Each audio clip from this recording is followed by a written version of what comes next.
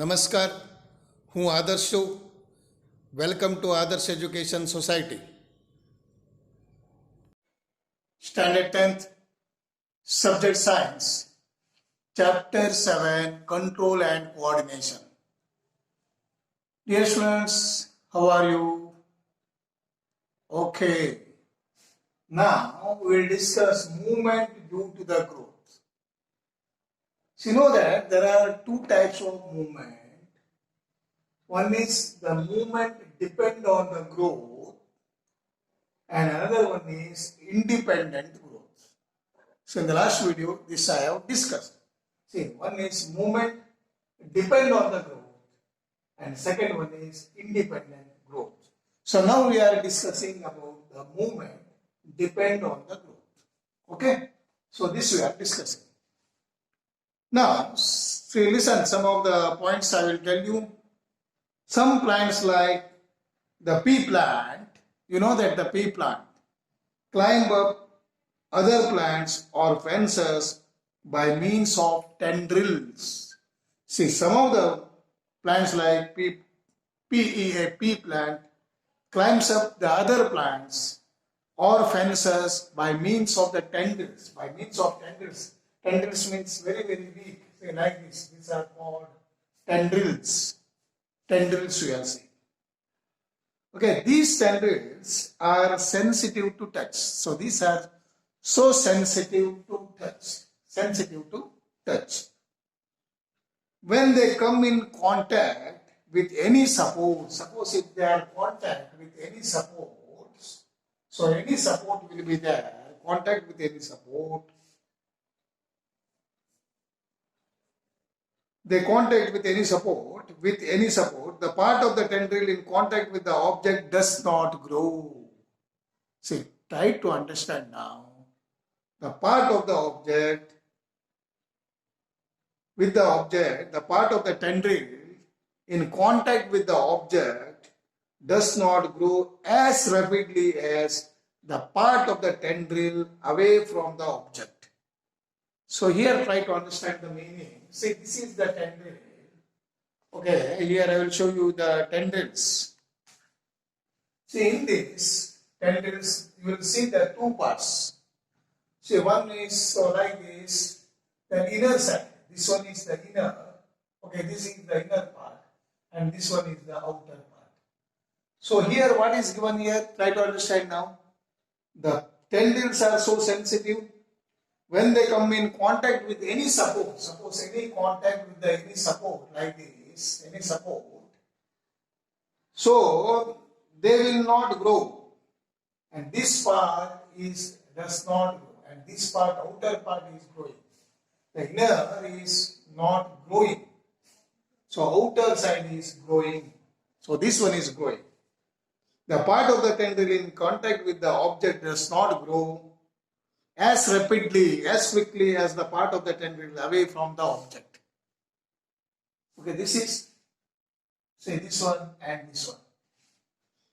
Now, the next one, this causes the tendril to circle around the object. So this is next one, this can circle around the object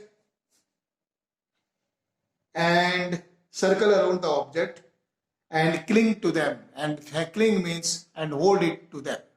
So that is why, see, this one is inner side will not grow, its outer side is growing. Outer side is growing. So more commonly, plants respond to the stimuli. See, more commonly, plants respond to the stimuli slowly by growing in a particular direction. Because this growth is directional. This growth is directional growth. It appears as if the plant is moving. It seems to be the plant is moving. Now let us understand this one by the example movement with the help of this one. Say response of the light to the direction of the light. So dear students, activity 7.2 is there. So this figure is given there. So here only what is given? The figure shows the fixed conical flask. So this one is the conical flask with water. Here water will be there. Okay, with water. cover the neck of the plant with a wire mesh. Here the wire mesh is there. And keep 2 or 3 freshly germinated seeds, bean seeds, with a here freshly prepared or freshly germinated bean seeds you have to keep. Take a cardboard box which is open from the one side. Here you have to keep the cardboard. You have to keep here. And now after 2 or 3 days you will notice that the shoots bend towards the light. See, this is the shoot bends toward the light and the roots away from the light, and this root is away from the light. See, the shoot is towards the light and the root is away from the light. Okay, so this way you are seeing that. Now turn the flask so that the shoots are away from the light and the roots are towards the light. Now turn the flask so that the shoots are away from the light and the root towards the light. Now turn this flask, shoots are away and the root is towards the light. Now leave it undisturbed in this condition for a few days. So you have seen how the old parts of the shoot and the roots change the direction. Are there any differences? What do you conclude from this? So what you are concluding? So always shoot is going towards the light. The root is going towards the earth side or away from the light. So this environmental triggers means what? This environmental event changing that such as light or gravity will change the directions. Changing the light or gravity, light and as well as gravitational force, changing the directions in the plant's parts grow it. That plant parts grow it. So these directional or tropic movements can be either towards the stimulus or away from it. See, either towards from the stimulus or away from it. So this, okay. So in 2 different kinds of phototropic movements. So this we are saying phototropic movement. So and I will tell you the definition. What do you mean by the phototropic and this all? So shoots are respond by bending towards the light, and while the roots respond by the bending away from it. And how does this the plant happens like this? So dear students, we will see now what do you mean by tropism. What do you mean by tropism? The tropism means that if the movement of the plant organ is induced or affected by the external or directional stimulus, so this is called as tropism or tropic movement. So there are various ways of these types of tropism will be there. Now first one is the phototropism. What we are studying now, phototropism. What do you mean by the phototropism? The reaction of the plant organ, it responds to the stimulus in the form of light. Stimulus is here in the form of light is called as phototropism or phototropic movement. And the root system of the plant shows negative phototropism. See, the root system is negative phototropism.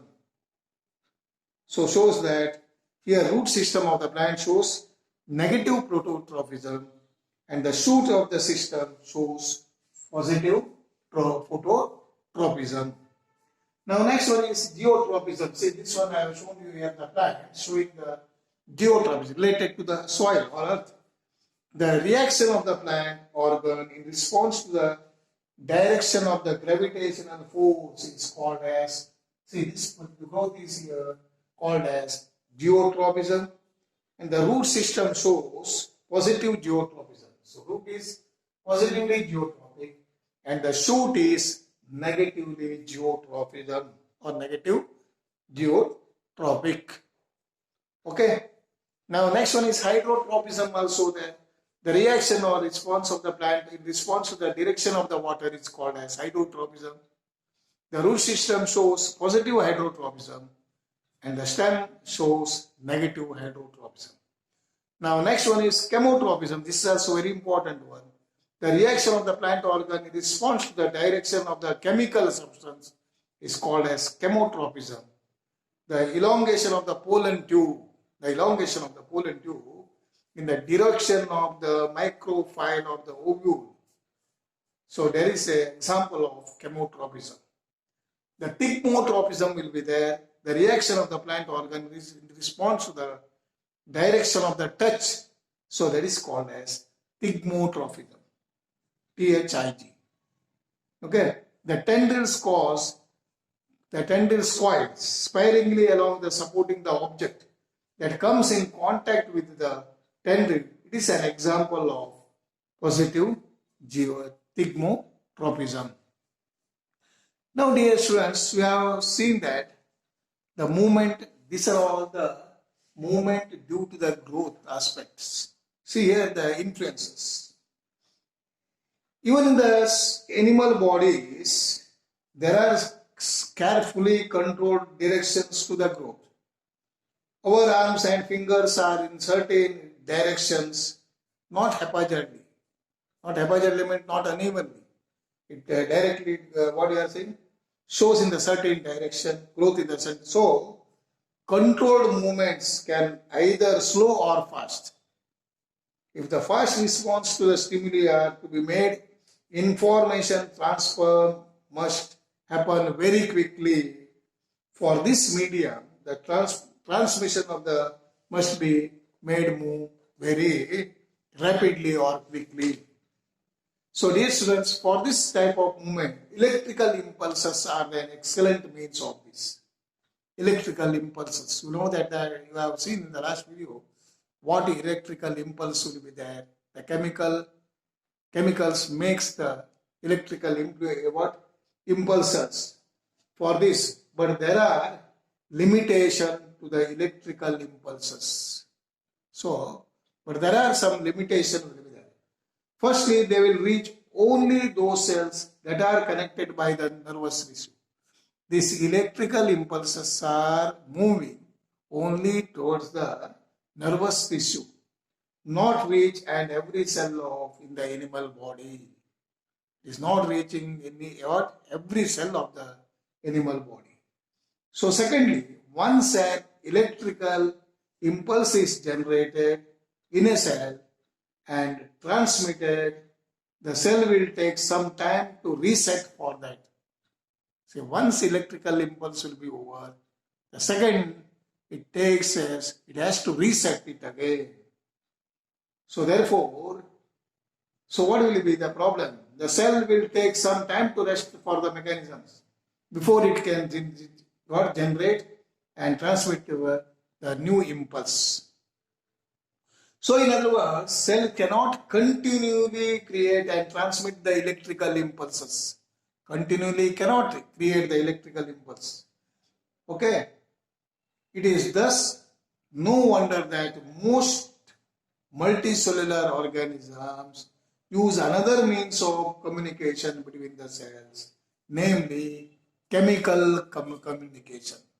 So, through the chemical communication, it will give messages to them. Okay. Now, if instead of generating the electrical impulse, stimulus cells release a chemical compounds. Stimulus cells will be releasing chemical compound.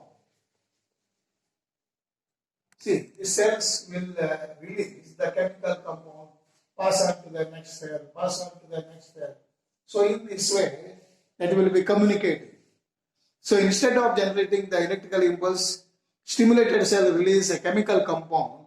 This compound would diffuse all around the original cell. From the original cell, it will be diffusing or spreading. If other cells around have the means to detect the compound using the special molecules on their surfaces, the other cells will be detecting the compound and what will be? Special molecules will be there. Then they would be able to recognize the information and even transmitting to the next cell. So this will be slower, of course, but the process will be slower, of course, but it can be potentially reach all the cells of the body. But it is effectively reaching to all the cells of the body. Okay, and it can be done steadily and persistently. It can be done steadily, continuously, and what? With constantly. So these compounds are nothing but these are, we are saying, hormones. What you are saying? Compounds or hormones. Hormones means a special compound, special substance. Okay, that is a chemical used by the multicellular organisms for the control and coordination. So it gives a great deal of diversity changes, as would expect. Different plant hormones help to coordinate the growth. See, different for the plants, different hormones will be there for the growth and development and response to the environment, responding to the environment. So they are synthesized at places away from where they are synthesizing, preparing from where somewhere, and they act and acting somewhere, they simply diffuse to the area of the location. So they will reach to the diffusing to the area of the location. Okay, students, what is the idea now? See what you learned. See, the learn means movement due to the growth. So there are types of the movement we have seen. Okay, there are many of the terms we have listened.